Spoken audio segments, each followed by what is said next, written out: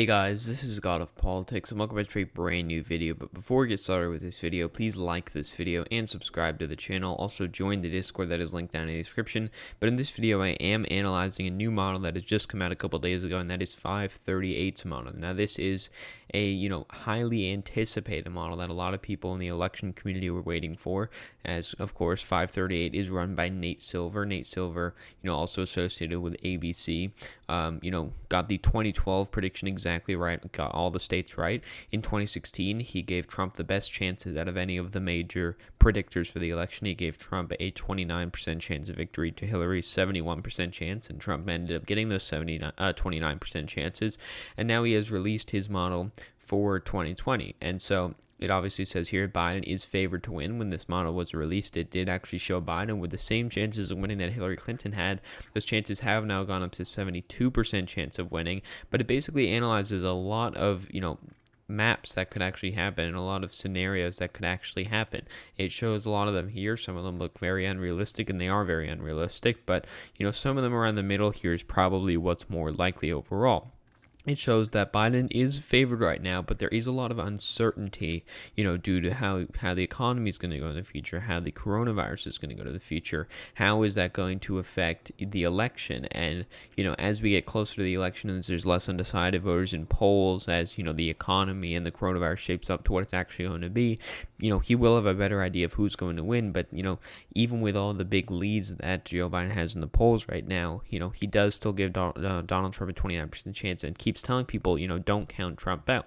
And so, he does give states to Joe Biden like Arizona and Florida and Nebraska's 2nd district, and we'll be going through each one of these. And he's had the model since back here. His chances were higher at one point. They're now down to 72%.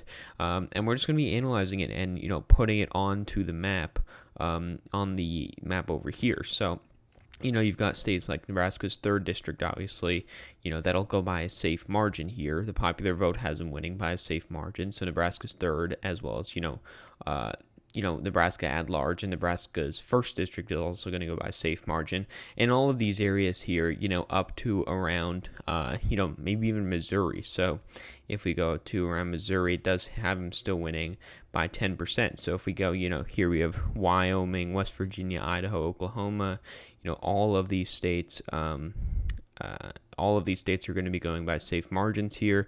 You have North Dakota, South Dakota, Alabama, Kentucky, the normal states that you would expect to go by safe margins. And that you just fill these in here. You have Nebraska, Utah, Tennessee, Louisiana, Arkansas. Utah, Tennessee, Louisiana, Arkansas, again, those southern states that are very good strongholds for Trump. Indiana, Mississippi, Kansas, Montana, Indiana, Mississippi, Kansas, Montana, and then the final one is Missouri. And even if we look at Alaska here, for example, Alaska has Trump winning by a safe margin, as well as the state of South Carolina also actually doesn't have it by a safe margin, but Alaska and Missouri have winning by safe margins. So the FiveThirtyEight model has 116 safe electoral votes for Donald Trump and Joe Biden. And if we go here to the safe margins for Joe Biden, and actually there are a lot more safe margins. It goes past Oregon. It may even go past New Mexico, to be honest. Yes, it does. Probably goes past Virginia. Let's see what Colorado has. Colorado does have Joe Biden winning by 10 points. So even, states like Colorado are being projected to go by safe margins. If we go next to the state of Michigan here. Okay, so all the way up to the state of Colorado. So, you have the entirety of the Northeast. You have D.C., Vermont, Hawaii, Massachusetts. D.C., actually, let's fill it in for Joe Biden here. D.C., Vermont, Hawaii, Massachusetts, the 4 most blue areas and states of the country. Then you've got California, Maryland, New York, Washington, California with its big prize, Maryland, as well as you have New York and Washington. So New York there, Washington there. And then next you have Rhode Island, Delaware, Illinois, and Maine's 1st district. You have Rhode Island, Delaware, Illinois, Maine's 1st district. You can see here Joe Biden's already at 155 safe electoral votes here. And you have Connecticut, New Jersey, Oregon, New Mexico. Connecticut, New Jersey, Oregon, New Mexico. The interesting thing here is that you have Oregon and New Mexico both by safe margins. You also have Virginia, and Colorado going by safe margins. So that after the safe margins has Joe Biden and Kamala Harris at 210 electoral votes, and it has Donald Trump and Mike Pence at 116 electoral votes here. If we go into South Carolina, we saw that it had Donald Trump at a likely margin of victory here. If we go down here to the state of Texas here, one of those very big states with a lot of electoral votes, has Donald Trump winning by 5 percentage points, which is just barely in the likely margin of victory there. And if we go next to the likely margin states for Joe Biden, he does have Maine, for example, that he has winning by a likely margin. Maine at large, obviously, would go by a likely margin. You also have next to the state of Michigan, he has Joe Biden winning by 7 percentage points, which would be a huge margin of victory in the state of Michigan, which is a state that Donald Trump won. Even if we go next to the state of New Hampshire, he does have Joe Biden winning also by 7%. That would also be a likely margin of victory. And next is the state of Nevada. Nevada is a state where Joe Biden has struggled with Latino voters, for example. He struggled with a lot of those liberal voters, but the model does have him winning by a likely margin. This is not my model. This is just entirely based off of what 538's model says. And even in Wisconsin, he has Joe Biden winning by a likely margin of victory there. And so if we go there, even if you go to Minnesota, the interesting thing there is he has Minnesota going less blue than he does Wisconsin, but it is still a likely margin regardless there. And even if we go to Pennsylvania, let's see what he has for Pennsylvania. Pennsylvania, he also has a likely margin of victory. So he has Joe Biden and Kamala Harris crossing the 270 mark, even in just the likely margin states. And this is entirely in the popular vote here. There's many different outcomes, but that's the most likely scenario from what his model shows. So after the likely margin states here, we have Joe Biden and Kamala Harris at 278 electoral votes, Donald Trump and Mike Pence at 163 safe electoral votes. So if we go further into those, lean margin states, we have Iowa, for example, that shows Joe Biden losing by 4 percentage points, which makes it a lean margin state.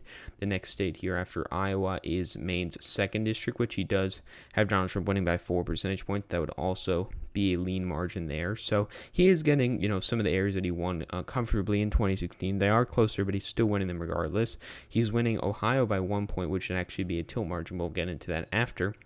Next, after the state of Pennsylvania, is the state of Florida, which he does show Joe Biden winning by 3 percentage points, which would be a lean margin, which would, be an even bigger victory than to the 2008 victory that Joe Biden had in the state of Florida. In the state of Arizona, it is a tilt margin, but we'll get to that after again. Next, obviously, is we have the state of North Carolina, which he does show Donald Trump winning by 1 percentage point. So that's a tilt margin there and a tilt margin in Ohio.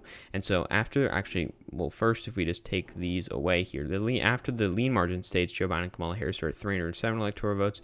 Donald Trump and Mike Pence are at 170 electoral votes. Getting into these tilt margin states, Ohio and North Carolina are both going by tilt margins there. And then the final state here is the state. Actually, we did forget the state of Georgia, which is going by a lean margin there. So we fill in the state of Georgia there in a lean margin.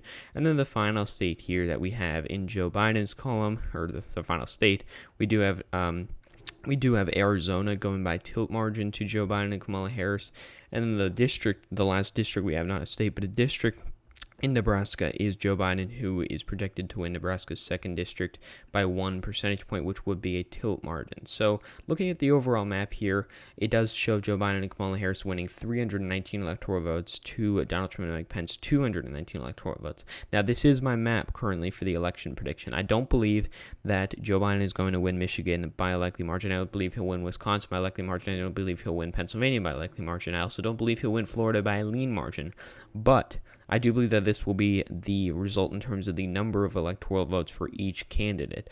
And I do believe it's unlikely, that Joe Biden wins those Rust Belt states by likely margins. He gets that close in states like Ohio and, Iowa. But that is entirely what the model shows. And that is what this video is basing it off of. I've done, a number of models, analyzed a number of models. They do show very different things, but what they all show virtually is a Biden victory. And, people are saying Nate Silver is the most conservative about Joe Biden's chances, but when you look at it in terms of what the margins are going to be in these states, this does not give, Donald Trump much of an opportunity to win. The only reason he gives Donald Trump a 29% chance is due to the fact that there's so much uncertainty in the race that could change those results in those Rust Belt states so much. If Joe Biden held his lead in the polls right now until November, Joe Biden will have, a 90-something% chance to win. I'm pretty sure of that, according to Nate Silver's forecast. Not necessarily what I would predict, but according to Nate Silver's forecast, if the polls stayed the same the way they are now, he would give him a much better chance to win. But because there's so much uncertainty, it's hard to predict it to go, so far to one candidate either way. And, that's why you have only a 71% chance of winning by these huge margins. And, I don't necessarily think it's the best way to go off of that.